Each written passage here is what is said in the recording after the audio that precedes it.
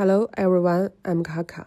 Today, my team members and I will introduce the real emergency flood incident in Pinborough, a remote area of Australia in early 2024. The flood caused the complete insulation of 5 Aboriginal communities, facing serious problems such as the cut-off of roads, the unusable railway due to mold, and a serious shortage of food, water, and medical supplies. In addition, 7 people were urgently rescued in the nearby Goldfield area. The disaster highlights the great challenge of emergency rescue in remote areas. In the process of emergency response, multiple problems have arisen. First of all, the airdrop was delayed. Due to the muddy runway of the airport, the plane couldn't land, resulting in the delay in the delivery of key materials. The second is the road closure. The road in Kiwirrkurra has been blocked for more than 7 weeks, and the trucks can't enter. Finally, infrastructure damage. Local water pipelines were damaged, and the residents didn't have clear drinking water for several days. These problems have greatly slowed down the speed of assistance and exacerbated the plight of isolated communities. Despite the difficulties, the emergency response team took active and timely measures to support the remote Aboriginal communities of Kiwirrkurra during the crisis. The first major action is air transportation. In February 2024, Jetair, an airline headquartered in the Northern Territory, stepped into help due to the flood that made many roads impassable. Using small passenger aircraft, which are usually used for tail-mail service, they made 2 emergency airdrops directly from Alice Spring to Kiwirrkurra. A total of about 350 kilograms of basic supplies were shipped.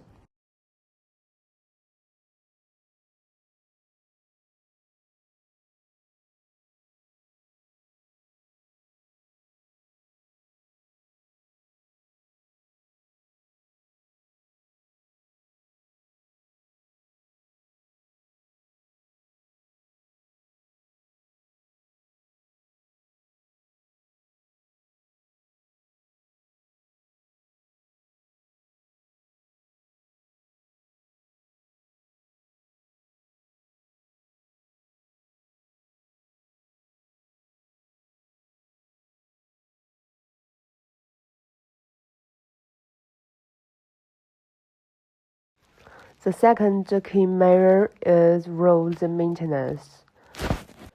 Recognizing the need for more sustainable and regular access, the Kiwirrkurra local communities began to work with local residents, emergency service, and relevant government departments to repair flood-damaged roads connecting communities and large regional hubs. Once restored, trucks can resume transporting essential goods, including large quantities of grain and drinking water, ensuring a more consistent and expandable supply line. The restoration of road access also enables first responders, health workers, and service providers to reach the community more efficiently. These rapid response measures played a role in stabilizing the situation at the beginning of the crisis. The flood is not only a nature disaster, but also brings serious health dangers. Skin infection. Bacteria in mud water are prone to wound infection. Gastrointestinal disease. Contaminated water sources can spread diarrhea and gastroenteritis. Respiratory disease. Mold grows in a human environment, which is easy to cause asthma and lung infections. Among them, skin infection accounts of 42% of the total. It is the highest. And the most serious diseases include leptospirosis, bacterial infection from water sources contaminated by animal urine,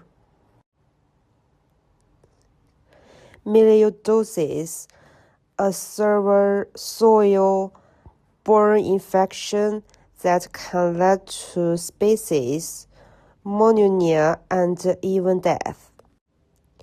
Finally, due to the serious water mud, mosquito-borne viruses such as dengue fever and Zika as surged after the flood. Hello everyone, I'm Nikki. I will give you an overview of the Kiwirrkurra community. I will start with a quick look at the location and population.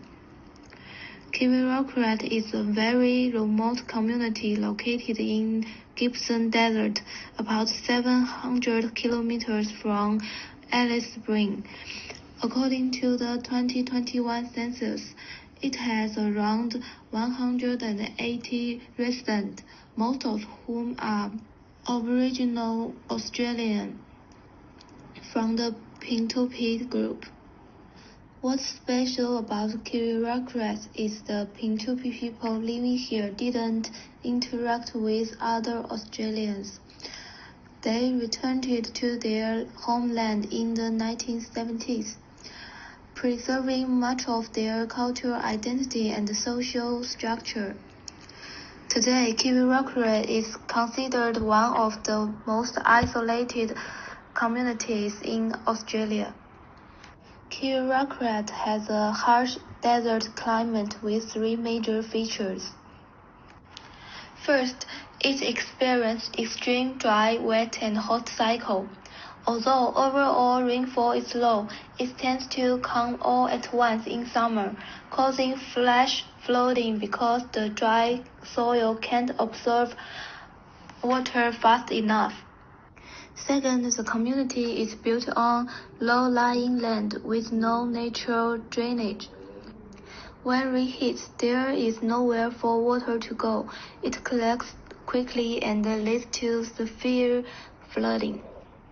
Third, the heat makes flood recovery even harder.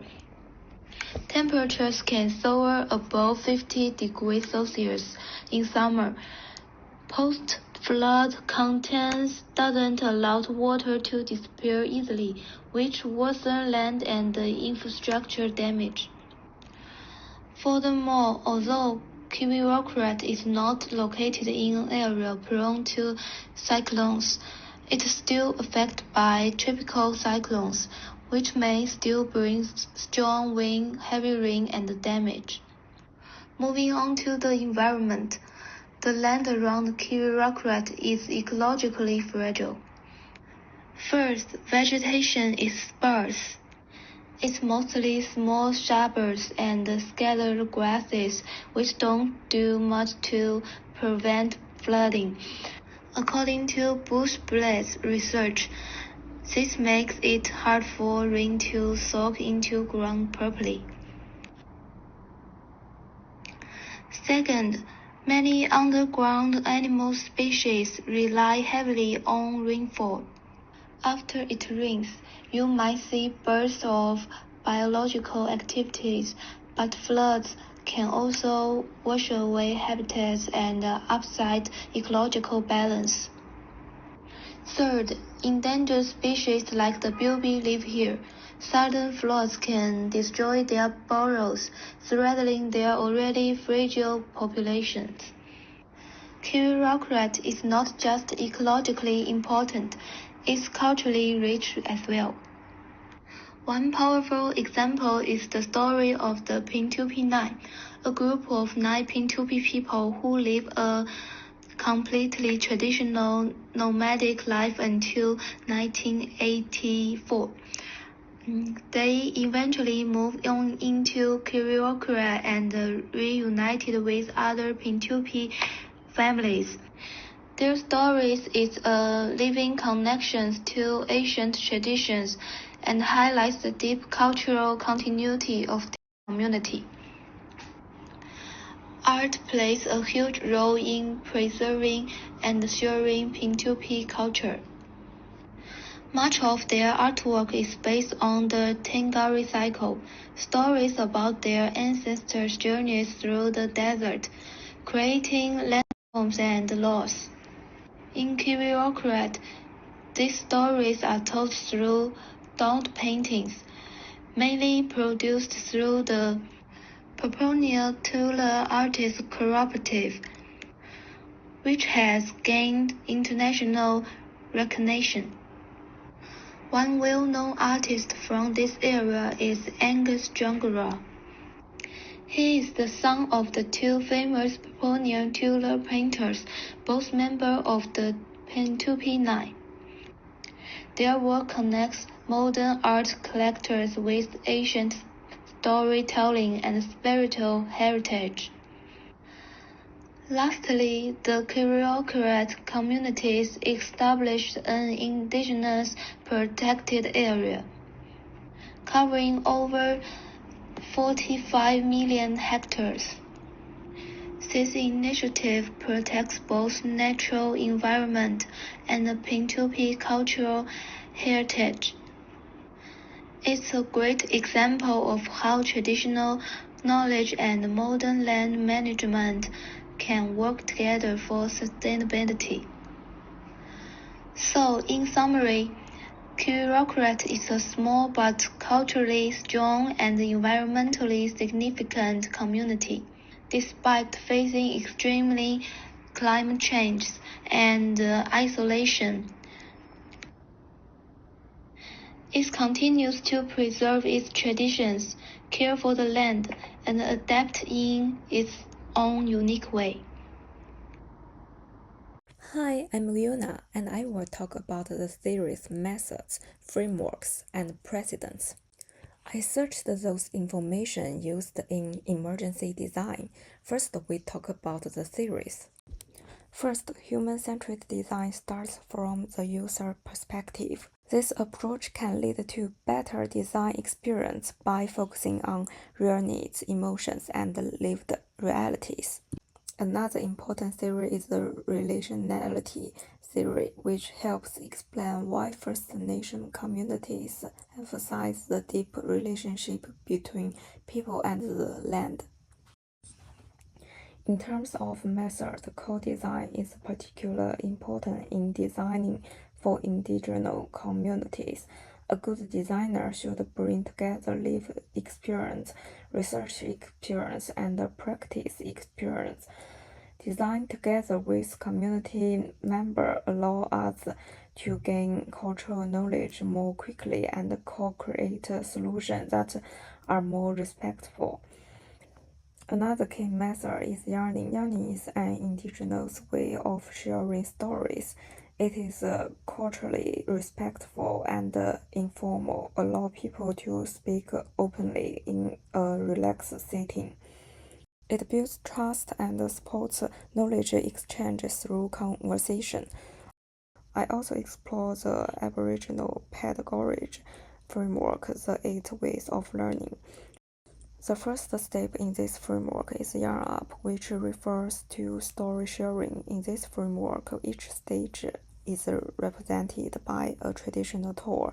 For example, the Burm ring represents Yarn Up. These methods support culturally grounded learning and design. I divided the frameworks into categories: general emergency frameworks and indigenous frameworks. General frameworks use main disaster model to help understand different stages of emergency plan. One key example is the disaster management cycle, which includes 4 stages: mitigation, preparation, response, and recovery. Taking action in each stage can help reduce the overall impact of disaster. We also used the explain contract model. This model encourages us to spend more time and resource in prepare and recovery stage.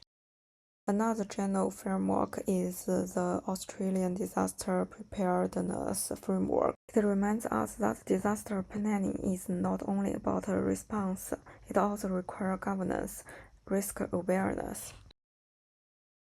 On the other hand, the indigenous framework focuses on ensuring that the design respects the cultural value of the community. The first national system thinking framework helps us understand the deeply interconnected relationship between people, land, spirit, and knowledge. The project life cycle with 4 stages: form, design, deliver, and maintain. We also applied the National Strategic Framework for Aboriginal and Torres Strait Islander people, mental health, and social and emotional well-being. This framework ensures that emergency design supports cultural, spiritual, and community-based connections. We also referred to the Sustainable Development Goals as a global framework for our design thinking, especially SDG 3, 6, and 11. Those goals help us align our local response with global sustainability efforts. Then I also explored design precedents across different disciplines. In architecture, the Warka Tower is a low-tech, high-built water system made with local materials, suitable for remote communities. In industry design, the live straw community is a gravity-filled water purifier that needs no electricity, ideal for flood-isolated area. In textile design, the shared bag provides personal, portable shelter in emergency conditions. It's more humane than generic emergency tents. In graphic design, the art therapy program shows how culturally safe art space support emotional healing, especially for women and children. In interactive design, the AR storytelling project from Museum Next showed how digital tours can be used to share indigenous stories and support emotional recovery during and after a disaster. In conclusion, those series, frameworks, and case studies told us that effective emergency design is not just about solving problems, it's about listening and respecting and design with people, not just for them. And those are our reference lists. Thank you for your listening.